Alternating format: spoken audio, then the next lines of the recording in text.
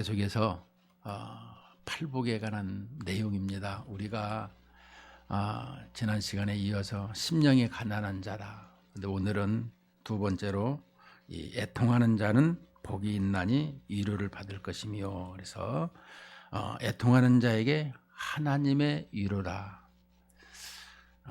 애통하는 자에게 하나님의 위로라라는 제목입니다.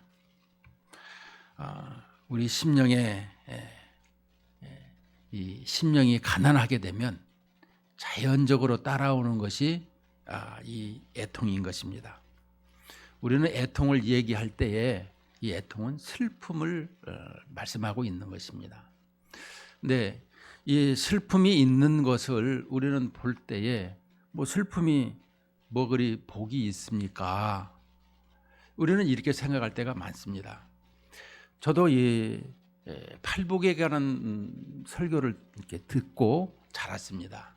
근데 이 설교를 들을 때마다 아니, 심령이 가난한 자는 복이 있고 애통하는 자에게는 위로를 받는다고 했는데, 애통하는 것, 슬픈 자가 어떻게 위로를 받는 것인가? 우리에게는 걱정, 근심, 환난, 어려움, 슬픔이 다 있습니다. 매일매일에 우리는 슬픔이 있어요. 그런데 그 슬픔이 어떻게 위로가 되겠는가? 우리는 이 살면서 이 슬픔보다는 기쁨과 즐거움을 가지고 살려고 합니다. 그래서 우리에게 이 슬픔에 관한 것이 있으면 떨쳐버리고 싶고요, 그거를 멀리하고 싶고요, 잊어버리고 싶은 게 우리의 솔직한 마음입니다. 그런데 우리의 삶은 항상 이 슬픔과 애통이 함께하게 되어 있더라라고 말씀하고 있습니다. 특별히 마태복음 24장에 보면 예수님께서 이 산에 올라가셔서 예루살렘을 바라보시면서, 특히 이게 감람산이죠. 이 예수님께서 암탉이 병아리를 모음같이 이렇게 이 백성들을 모으려고 했으나 그들이 모아지질 않고, 또 자기 마음대로 살아가는 것을 보면서 이제 심판이 임하는 것을 보면서 그들에게 환난과 어려움이 있겠다고 말씀하신 것을 볼 수 있습니다. 이처럼 우리에게는 끊임없이 슬픔과 환난이 있는데, 그런 환난이 어떠한 슬픔이고 애통인가, 이것을 우리는 알아야 되고요, 그 애통이 하나님과 나와의 어떤 관계의 애통이 되는 것인가, 이것이 필요한 것입니다. 여러분, 그냥 내 삶에 어려움이 생겨서 애통한다, 그거하고 하나님과의 관계성하고는 상관이 없는 거예요. 아주 없는 것은 아니지만, 그러나 그 본질적으로 찾아가게 되면 그런 애통이 아닌 것입니다. 이 성경에서 말씀하는 애통, 실은 이것입니다. 이사야서 61장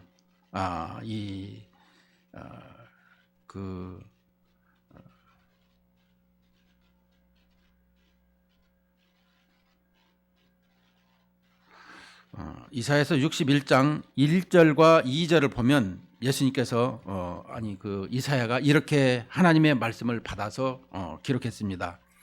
주 여호와의 영이 내게 내리셨으니 이는 여호와께서 내게 기름을 부으사 가난한 자에게 아름다운 소식을 전하게 하려 하심이라.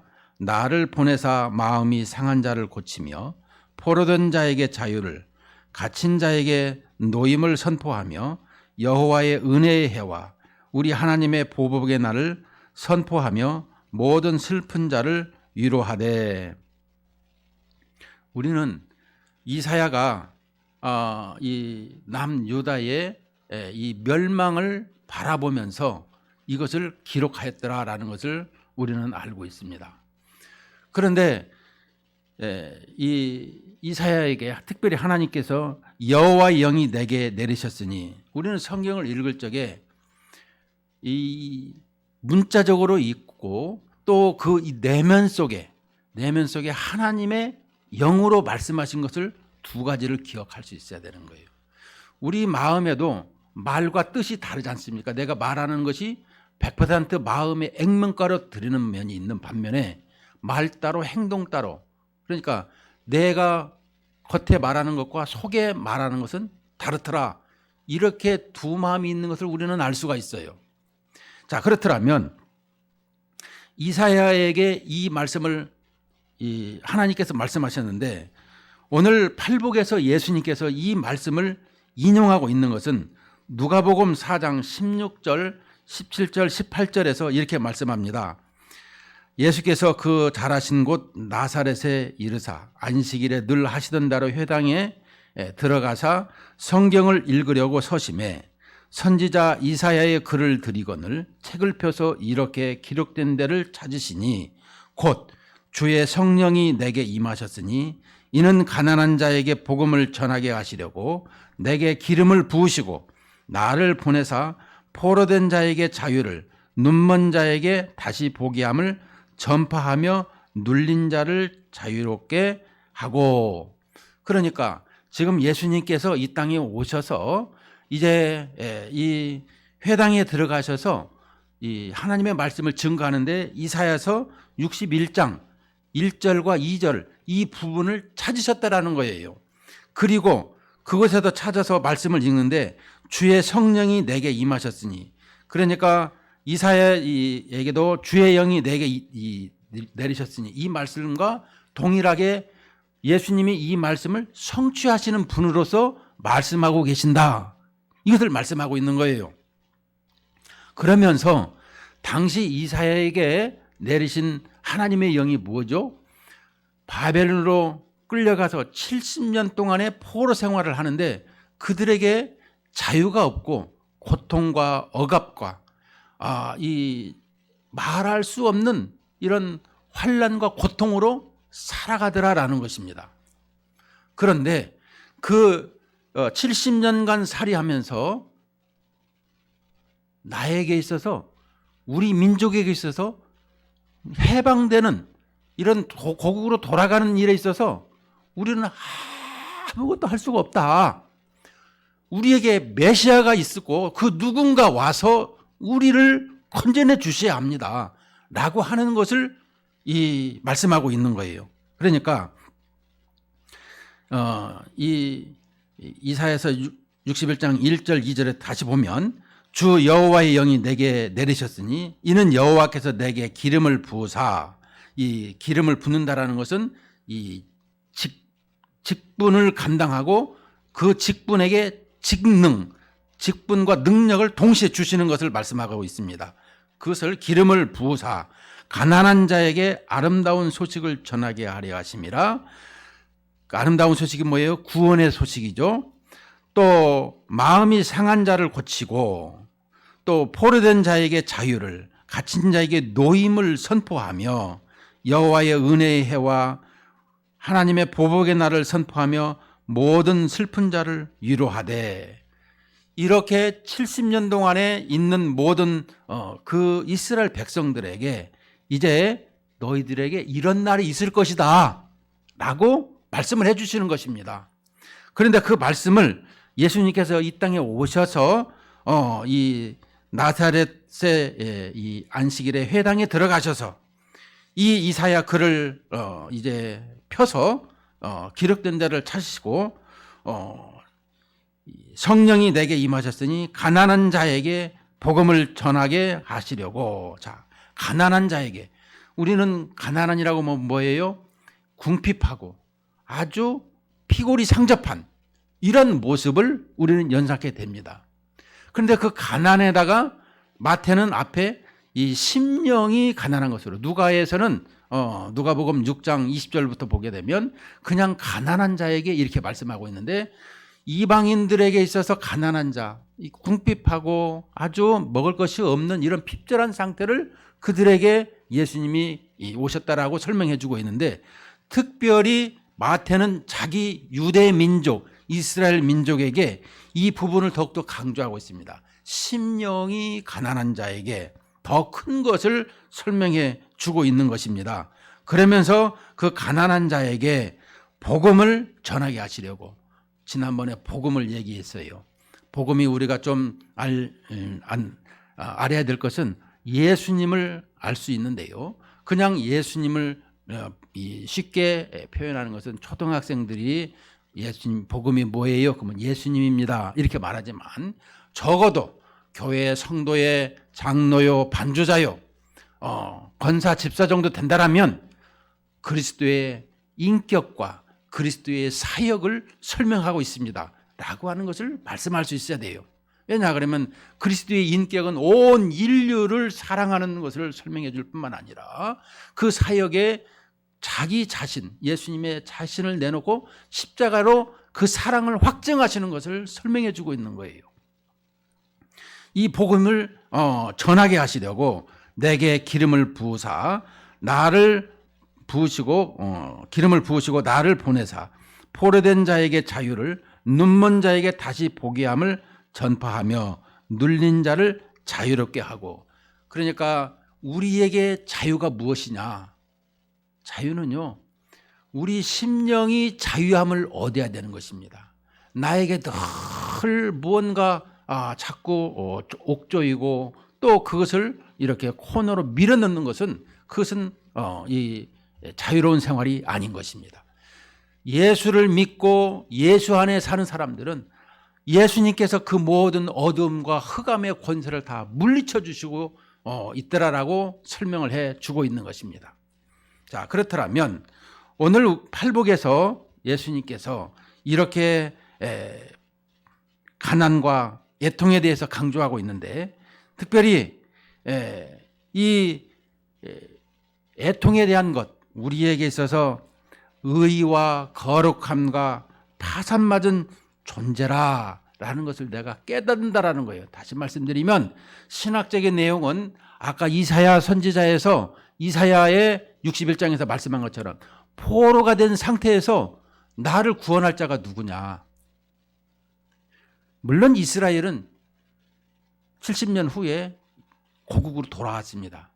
그것이 이제 이 애통한 사람들 위로를 받았다라고 생각할 수 있겠으나, 이 슬픔의 위로는 내가 아무것도 할 수 없는, 그런데 하나님을 만나고 하나님의 임재를 체험하는 것이 위로다라는 것입니다.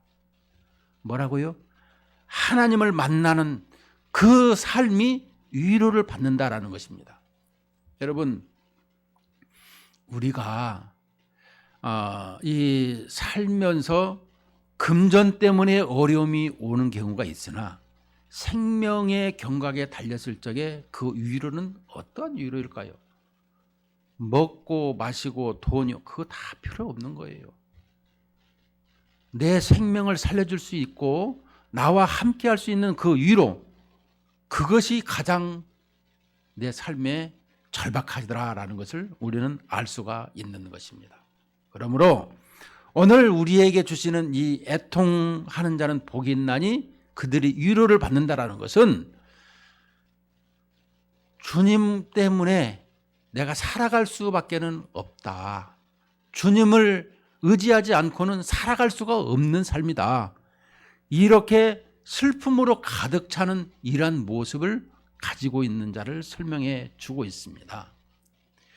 우리는 슬픔에 대한 많은 것을 우리는 알 수가 있습니다. 특별히 이 거짓된 눈물을 흘리는 사람들을 우리는 성경에서 많이 볼 수가 있습니다. 위선의 눈물, 또 이 억지로 하는 눈물, 또 외식의 눈물, 또 헛된 눈물, 다양하게 있습니다. 특별히 성경에 보면 이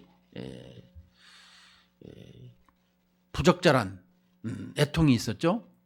가룟 유다를 우리가 볼 수가 있는데요. 예수님을 이렇게 3년 동안 따라다니면서 배우고 들었는데 예수님을 은 30냥에 팝니다. 그리고 그가 잘못된 것을 알고 그냥 자기 절망에 빠져서 난 틀렸어, 난 끝났어, 난 정말 끝났어 하고 목매달아 죽습니다.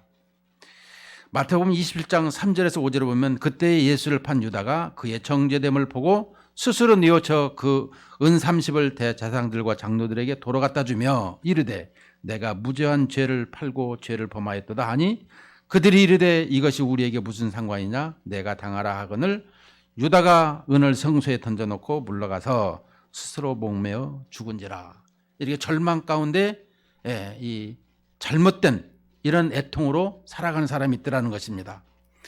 그 다음에 위선에 눈물이 있는 것을 볼 수 있는데 우리는 이 사무엘상을 보면 사울 왕이 다윗을 그렇게 쫓아다닙니다. 다윗은 17살에 이제 이 양치는 목동에서 기름을 붓습니다. 왕으로.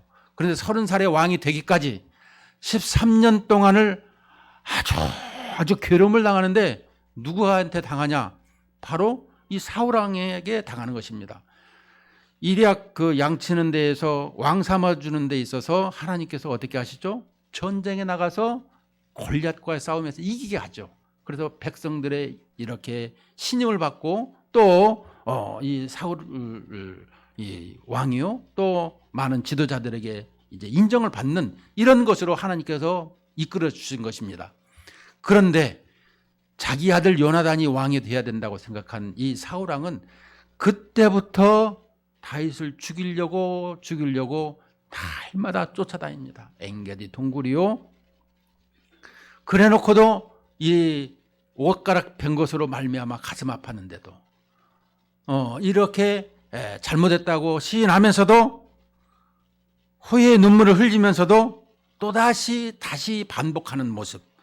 그래서 사무엘상 24장 16절에 다윗이 사울에게 이같이 말하기를 마침에 사울이 이르되 내 아들 다윗아 이것이 내 목소리냐고 소리를 높여 울며 이렇게 울었지만 그는 또다시 계속해서 반복하는 이런 위선의 눈물로 슬픔으로 살았다는 것입니다.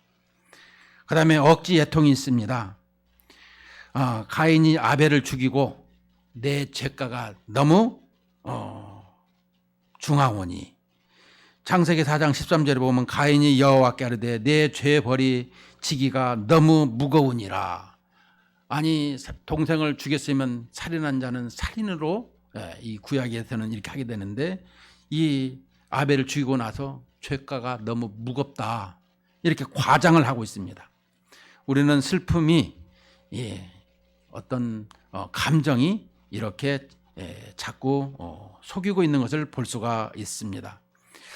항상 이 악용되는 것이 종교의 이 감정인 것입니다. 그냥 이 열심히 이렇게 막 하고 있는 걸 볼 때에 우리에게 항상 주의가 당부되는 건 뭐예요? 이 감정이 과열되지 않도록 해야 되는 것입니다. 종교의 항상 이 폐악이 그것이죠. 감정에 도취되어서 이렇게 하는 것. 오늘 또 어제도 인터넷 뉴스에서 잠깐 보니까 이 선거의 대통령 출마자가 그냥 축복한다고 한마디 하면은 돈이 뭐 몇 억씩 두른대요. 이 세상에 복이 누가 줘요? 하나님이 주시는데 이 축복기도 한 번 하면은 그냥 몇백만 원에서 몇 억까지 두른대요. 이런 걸 볼 때마다 참 무지몽매한 사람들이 많구나 이런 얘기를 많이 듣게 되는데요. 우리는 이렇게 억지 애통, 그러므로 우리는 신앙의 기초를 알아야 되는 것입니다. 신앙의 기초는 진리와 사실 위에 만들어진다는 거예요. 뭐예요? 진리와 사실. 진리가 뭐예요? 성경이에요. 진리가 뭐예요? 예수님이십니다. 예수님이 말씀하는 성경. 항상 이 진리 위에, 사실 위에 우리의 신앙이 서야 되는 것입니다. 무지몽매한 사람들처럼 이렇게 복을 쫓아다니고 찾아다니면 안 되는 것입니다. 그래서 항상 선생님을 제대로 잘 만날 수 있도록 분별력을 가지고 있어야 돼요. 자기 자신이. 그 다음에 이 외식의 애통이 있죠. 외식자. 특별히 마태복음 6장 16절에 보면 금식할 때에 너희는 외식하는 자들과 같이 슬픈 기색을 보이지 말라. 그들은 금식하는 것을 사람에게 보이려고 얼굴을 흉하게 하느니라. 내가 진실로 너에게 이르노니 그들은 자기 상을 이미 받았느니라. 이 사람에 보이려고 이 경건한 존재로 과장하고 흉하게 거짓으로 위선하는 이런 억지로 우는 이런 모습이 슬픔이 있더라는 것입니다. 혹시 우리 가운데 그러고 있지는 않는가? 그 다음에 이제 헛된 애통이죠.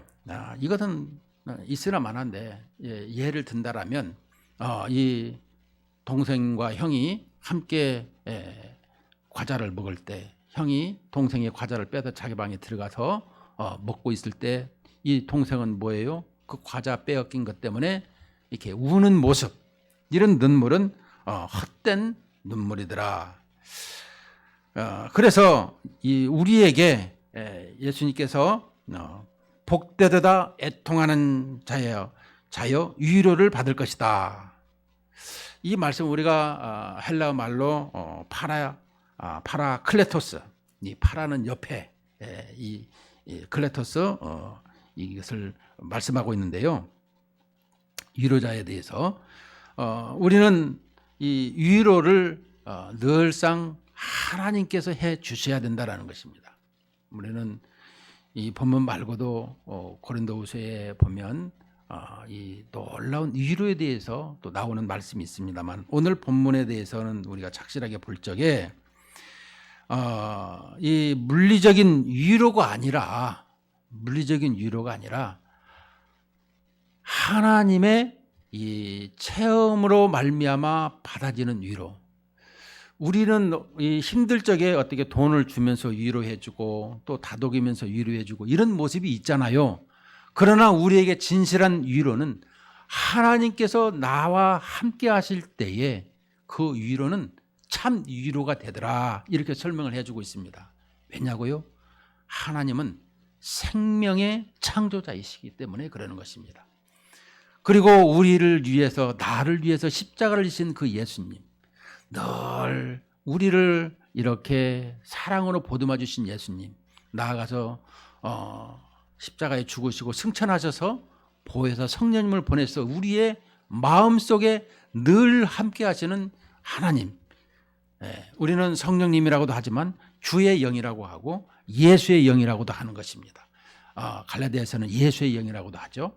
이처럼 우리에게 이런 모습을 설명해 주고 있습니다. 그러므로 이 포로의 어두운 과정을 겪으면서 우리는 위로를 받는데, 바로 사망의 골짜기, 사망의 골짜기를 달자도 해를 두려워하지 않는 것은 주께서 나와 하심이라. 우리는 주님과 함께 하는 것을 끊임없이 말씀해 주고 있는 것입니다.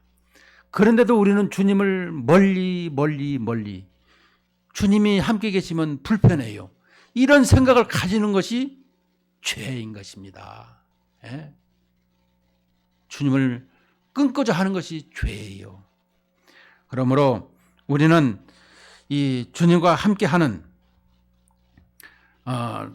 하나님의 임재로 말미암아 내가 하나님의 위로를 받는다, 이런 모습을 가질 수 있어야 되는 것입니다. 특별히 성경 속에 눈물을 흘리면서 위로를 받은 사람을 보면, 히스기야 왕이 이제 이 열왕기야 20장 2절부터 6절을 보면 히스기야가 이 벽을 낯을 얼굴을 벽을 향해서 여호와께 기도하였더니 15년의 연장을 허락받습니다.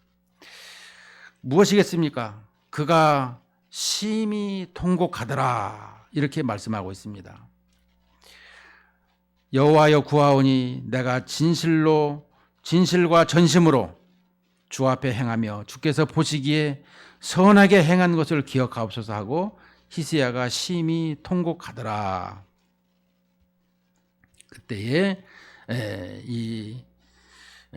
하나님께서 말씀합니다. 이사야가 성읍 가운데까지도 이르기 전에 여호와의 말씀이 그에게 임하여 이르시되, 너는 돌아가서 내 백성의 주권자 히스기야에게 이르기를, 왕의 조상 다윗의 하나님 여호와의 말씀이 내가 내 기도를 들었고 내 눈물을 보았노라. 내가 너를 낫게 하리니 내가 3일 만에 여호와의 성전에 올라가겠고 내가 내 날에 15년을 더할 것이며 내가 너와 이 성을 아수르 왕의 손에서 구원하고 내가 나를 위하고 또 내 종 다윗을 위함으로 이 성을 보호하리라 하셨다 하라 하셨더라. 우리는 이처럼 우리의 슬픔을 통해서 내 눈물을 통해서 하나님이 위로해 주시는 모습을 이 구약에서 히스기야 왕을 통해서 말씀해 주고 있어요. 우리가 눈물을 흘리는 것 많이 있습니다. 한나의 눈물을 통해서 시대의 새로운 이 사울 왕 사무엘이 그 나라를 이끄는 모습. 우리는 이 선지자들을 성경 구약 성경을 또 보게 되면 많은 앞서가는 믿음의 사람들이 눈물을 많이 흘렸어요. 특별히 신약에서도 이 바울이죠. 바울은 사도행전 20장에서 보면 이 장로들과 고별하는 고별하면서 그들에게 말하기를 내가 에베소에서 3년 동안 눈물로 훈계하던 것을 기억하라. 그러니까 눈물로 목회한 것을 가르쳐주고 있어요. 우리는 이런 것을 보면서 특별히 이 구약의 많은 사람들, 특별히 예수님도 눈물을 흘리셨다라고 말씀해 주고 있어요. 우리는 때로 이렇게 생각합니다. 예수님은 하나님이신데 왜 눈물을 흘렸을까? 그런데 하나님도 되시지만 사람도 되시는 신인 양성을 가지고 계세요. 단성이 아니라 우리에게 똑같은 사람이시면서 하나님이시더라고 신인 양성론을 말씀해 주고 있는 거예요. 이것을 가지고 있어야 되지 한쪽만 선택하면 이단이라고 성경은 우리 종교개혁에서 또 말씀하고 있는 것입니다. 그러므로 이 신인 양성론을 꼭 가지고 있어야 돼요. 그전에는 단성론을 얘기해서 이단으로 정죄를 많이 받았습니다. 특별히 느헤미야는 눈물을 많이 흘렸어요. 이 예루살렘 성전이 회파되었더라. 그래서 성전을 이렇게 세우는 재건하는 모습을 통해서 그가 느헤미야서 8장 9절에 보면 성전 재건을 할 때 통곡하며 우는 모습을 보게 됩니다. 백성이 율법의 말씀을 듣고 다 우는지라 총독 느헤미야와 제사장 겸 학사 에스라와 백성을 가르치는 레위 사람들이 모든 백성에게 이르기를 오늘은 너희 하나님 여호와의 생일이니 슬퍼하지 말며 울지 말라 하고. 여러분 이 느헤미야가 이 성전 재건에 대한 꿈을 가지는 것이 뭐예요? 성전은 뭐예요? 장차 오실 예수님을 예표하고 있는 것입니다. 내 마음속에 메시아 예수님을 그리고 있는 모습을 말씀해 주고 있습니다. 특별히 눈물을 흘린 사람 중에 다윗의 눈물을 볼 수 있는데요. 가장 복음적인 이 애통이고 눈물이었다. 그는 그를 바라보면서 뗄 수 없는 인생을 살았다 이렇게 설명을 해주고 있습니다. 그것은 무엇이겠습니까? 다윗이 이렇게 왕이 있을 적에 어느 날 나단 선지자가 찾아옵니다. 그러면서 한 얘기를 꺼냅니다. 다윗 왕이요, 한 동네에 부자가 살고 있었습니다. 근데 그 부자 집에 손님이 찾아왔습니다. 자기가 기르는 많은 양이 있습니다. 그런데 그 양을 놔두고 그 옆집에 보면 양 한 마리를 자기 딸처럼 키우는 그 양을 취해서 손님을 대접했습니다. 왕은 어떻게 생각하십니까? 그럴 때에 이 나단의 얘기를 들은 다윗 왕이 아니 이스라엘에 이런 못된 놈이 있습니까? 이런 사람은 죽여야 되는 것입니다. 진심을 말했어요. 그랬더니 나단이 그가 바로 당신입니다. 이렇게 말할 때에 다윗은 그 자리에서 소리도 내지 못하고 꼬꾸라지는 것을 볼 수가 있습니다. 눈물을 흘리는 것이죠. 특별히 그는 내가 모태에서 죄악 중에 출생하였습니다. 내가 죄악 가운데 출생해서 내가 하는 것이 죄덩어리라는 것을 설명해 주고 있어요. 하는 일마다 죄 짓는 일만 한다라는 거예요. 특별히 그는 이렇게 이 눈물을 흘리면서 시편 6편의 6절과 7절에 보면 눈물로 침상을 띄운다 이렇게 고백하고 있습니다. 내가 탄식함으로 피곤하여 밤마다 눈물로 내 침상을 띄우며 내 요를 적시나이다. 내 눈이 근심으로 말미암아 쇠하며 내 모든 대적으로 말미암아 어두워졌나이다. 그러니까 다윗은 내가 왕이 되었어요.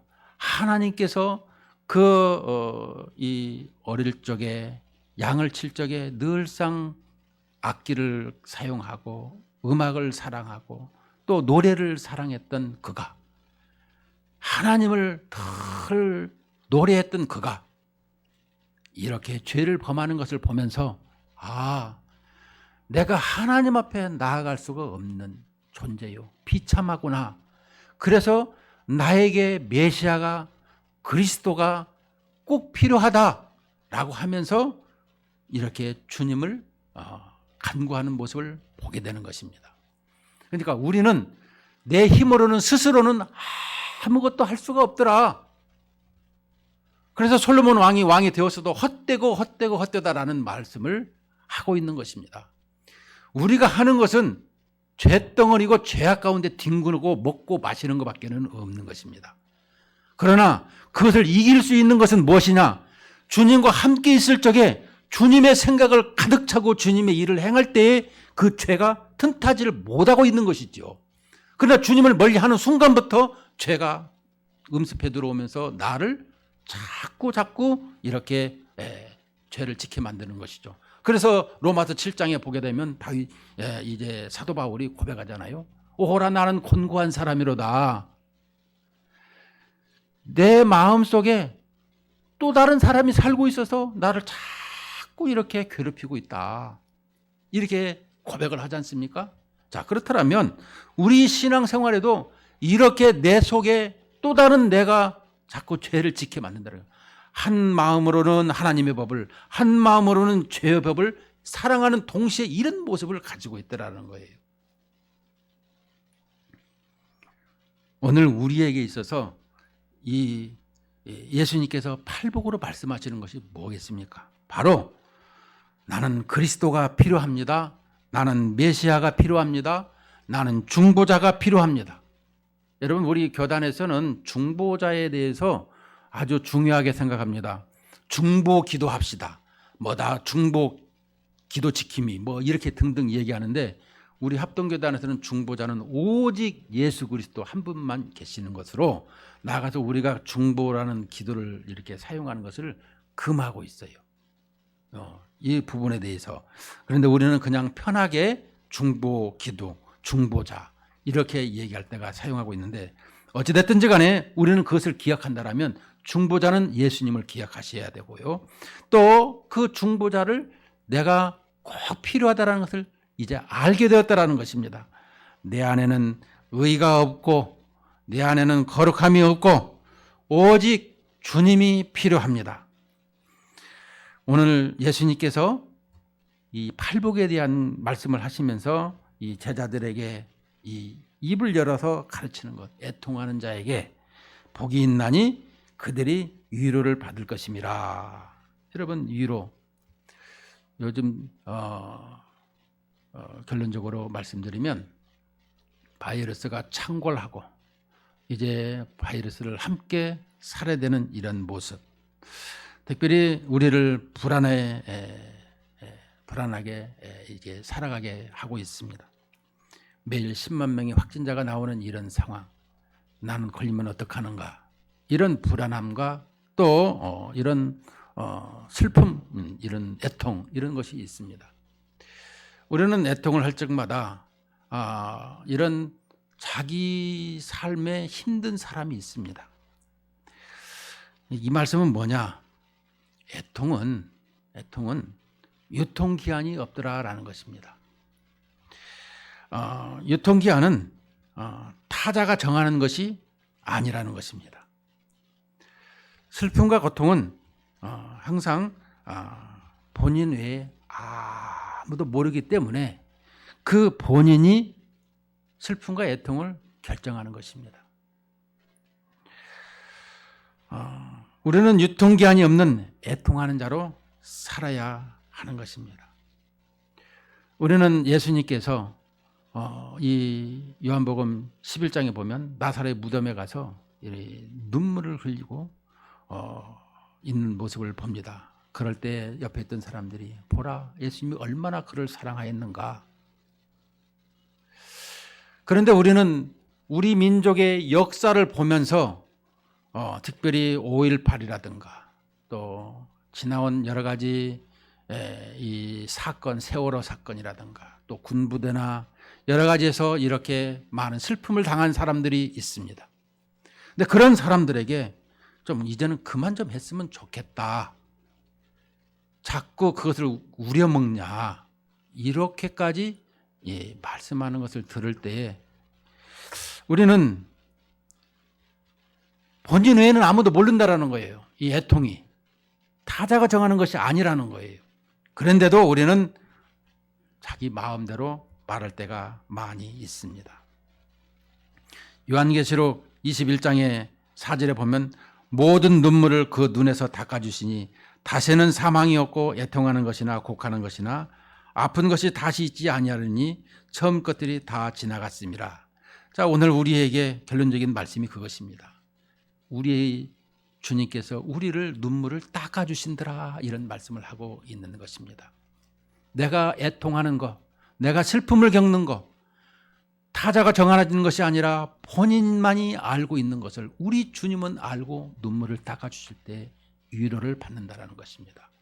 특별히 그 위로는 우리가 매일매일 살아갈 때에 주님을 만나는 그 현장, 또 주님과 함께하는 체험의 현장이 있을 적에 내 삶에 놀라운 위로를 받는다는 것입니다. 우리는